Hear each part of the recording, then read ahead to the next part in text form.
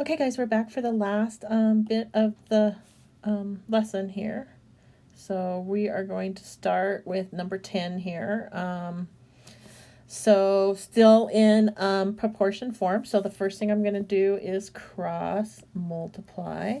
So I've got 3p times p minus 3 equals 2 times 2p plus 5. So I distribute and I get 3p squared minus 9p equals 4p plus 10. So again, this is quadratic, so I want to get everything on the same side of the equal sign. So I'm going to subtract 4p and subtract 10. So I get 3p squared minus 13p minus 10 equals 0. Okay, so I can't factor out a 3 to make it easier. So I'm going to have to factor this. And for kids that are in my class, well, I'm going to factor this using the box method. If you haven't seen it before, I'll try and explain it as we go along. Well, I will explain it as we go along. So I'm going to pretty much unmultiply, since that's what factoring it is, unmultiplying. And so I am going to use the box method of multiplication. Is basically I'm doing it backwards. So I'm going to fill in the boxes first and then factor my rows and columns. So my upper left box becomes my A term, so that's 3p squared. And the bottom right term becomes my bottom right box becomes my C term, which is negative 10. So if you can remember back when we did pre-5-1, when we were factoring, my definition for my graphic organizer said I needed two numbers that added to be B and multiplied to be A times C. And most of the time that when we've been factoring, A has been 1, so it's just been C. But now we have a number for A, so I need to put A in there. So I'm still need two numbers that add to be negative 13. That's my B term, my middle term, right? But I need two numbers that multiply, so it needs to add to be that, and multiply to be A times C. Well, A is 3 and C is negative 10, so it needs to multiply to be negative 30. Okay, so, well, 3 and 10 won't work. Since this is negative 30, it needs to be one negative and one positive. Oh, 15 and 2 I think will work. And since this is negative and this is negative, the 15 is negative, and negative 15 plus 2 is negative 13. Yes, this will work. And then these two terms we know need to add to be negative 13p, right? Because that's my middle term down here. If you can see that, that's my middle term right here, negative 13p.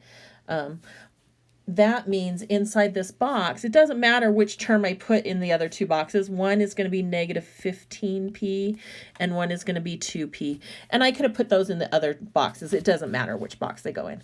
Now, to finish factoring, what I do is I just factor my rows and my columns. So I'm going to start here first. I'm going to factor this row. This column. So sorry, this is a column. I'm going to factor it. So what goes into 3p squared and negative 15p? Well, 3p does. And then I'm going to factor this column. And what goes into 2p and negative 10? Well, 2 does. Okay, and then I'm going to factor this row. And what goes into 3p squared and 2p? Well, p. And then I'm going to factor this row. What goes into negative 15p and negative 10? Well, that would be negative 5. Now I can check my answers to make sure it's right. I just want to do this. So 3p times p is 3p squared. And 2 times p is 2p. And 3p times negative 5 is negative 15p. And 2 times negative 5 is negative 10. Now, I always check that to make sure it's right. So if you look at this, what is inside my box here, this right here, adds up to be this. Right? Okay, I hope everyone agrees with that. It does. 3p squared minus 13p minus 10. That's my factor. So that means what this factors to is what I factored out. So it's 3. So So sorry, I forgot to, keep forgetting to get a pen instead of a highlighter. Let's try this again. It factors to 3p plus 2 times p minus 5. And that's going to equal 0. So what's left on the outside, this and this, is what it factors to. So now I'm going to solve. So I have two things multiplied together that equals 0. So one of those things has to be 0. So I've got 3p plus 2. 3p plus 2 equals 0. And p minus 5 equals 0. So if I subtract 2, I get 3p equals negative 2 divided by 3. So p is going to equal negative 2/3 and 5. So now I want to check to make sure I'm not going to get an extraneous solution. So the only thing that would give me an extraneous solution is if p equals 0, which they do not. So there is my answer. P equals negative 2/3 and p equals 5. Nice job, you guys. These ones are, if you can see, they're a little longer and a little more involved, but we can solve them fairly easily. So we're going to go down to, we have 2 more to do. Oops. I think that here, sorry, so I might use a little bit of that space over there and a little bit of that space. I don't know what spaces we're going to use. We'll see. So again, we're going to cross multiply here. So I have 3y minus 4 times y plus 2 equals y minus 5 times y minus 2. Okay, so now I'm going to distribute everything out. 3y times y is 3y squared. And 3y times 2 is 6y. Negative 4 times y is negative 4y. Negative 4 times 2 is negative 8. And then again on this side, y times y is y squared. Y times negative 2 is negative 2y. Negative 7 times y is negative 5y. Negative 5 times negative 2 is negative 10. So simplify, I get 3y squared plus 2y minus 8 equals y squared minus 7y minus 10.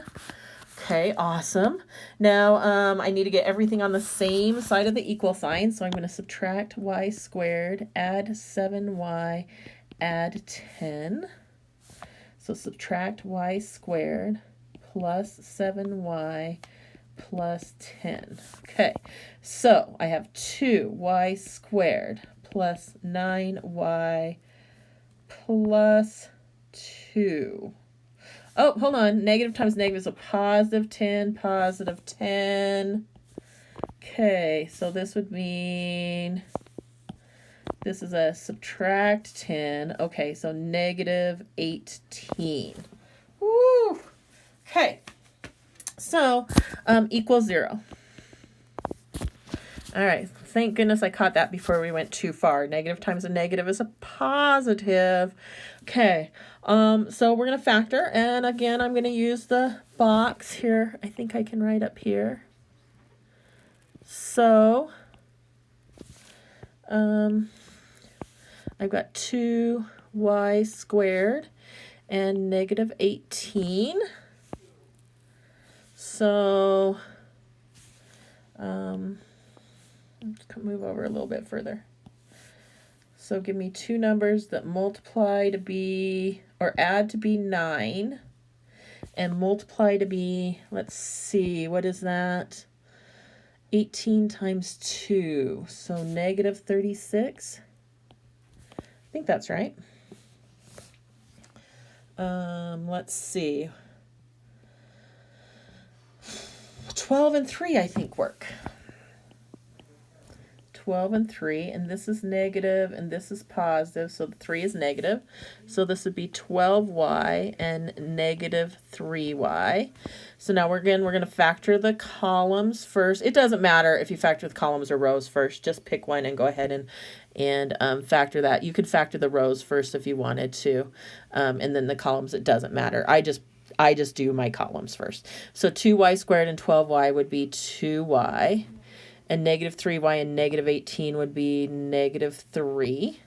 And then I'm going to do my rows. So 2y squared and negative 3y would be y. And 12y and negative 18 should be 6, I think. So y times 2y is 2y squared.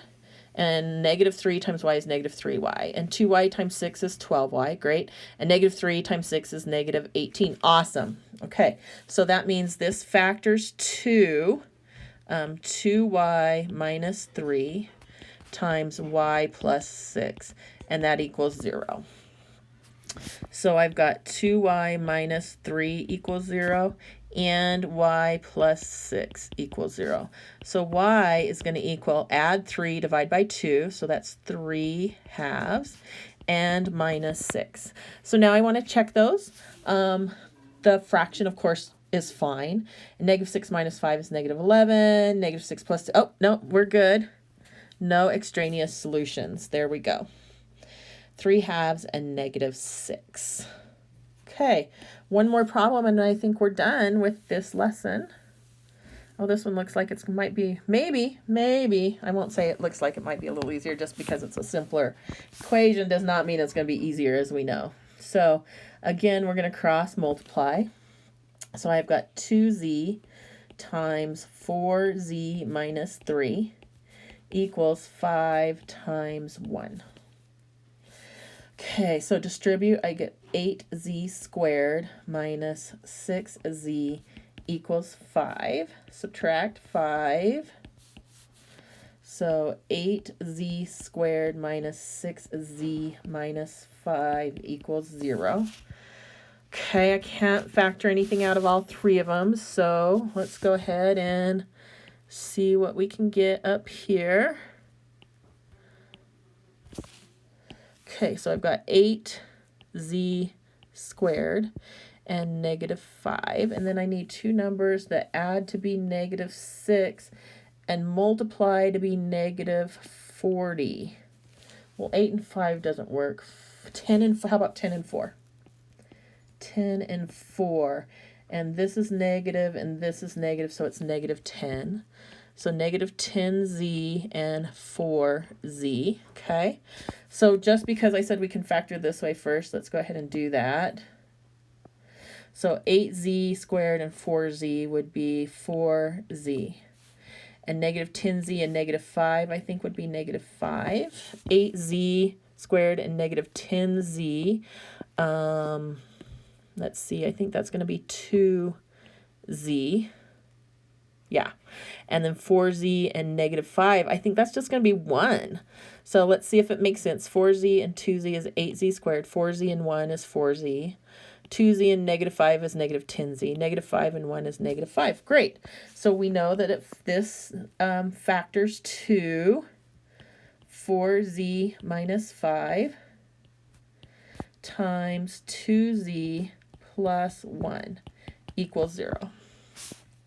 So then I get 4z minus 5 equals 0, or 2z plus 1 equals 0. So z is going to equal, add 5, divide by 4, so that's 5 fourths, or subtract 1, divide by 2, negative 1 half. And neither one of those is going to cause my denominator to be 0. So those are my answers for the rational equation. Okay, guys, all your homework is based on this. If you have questions, please contact your teacher. Thank you. We will see you in the next lesson. Have a great week. Bye.